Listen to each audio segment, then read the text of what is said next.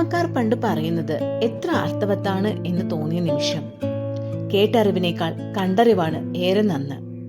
പല വ്ലോഗേഴ്സിന്റെയും വീഡിയോ കണ്ടാണ് യാത്രാമധ്യേ ഊണ് കഴിക്കാനായി മൈസൂർ മാർക്കറ്റിന്റെ നടുവിലുള്ള ഹേമന്തു എന്ന ഹോട്ടൽ സെലക്ട് ചെയ്തത്.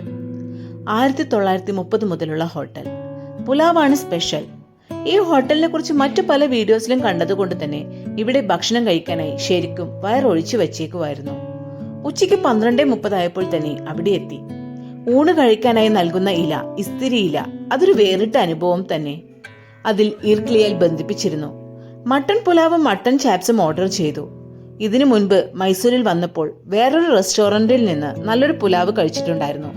അതിൽ നിന്നും ഇത്തിരി മുന്തിയതാവുമെന്ന് കരുതി. എന്നാൽ തികച്ചും നിരാശയായിരുന്നു ഫലം.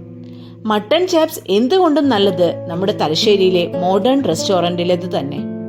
ഇതുവരെ ഹോട്ടലിനെ കുറിച്ചും ഫുഡിനെ കുറിച്ചും ഒരു വ്ലോഗ് ചെയ്തിട്ടുണ്ടായിരുന്നില്ല. എന്നാൽ ഇവിടെ അത് വേണമെന്ന് തോന്നി.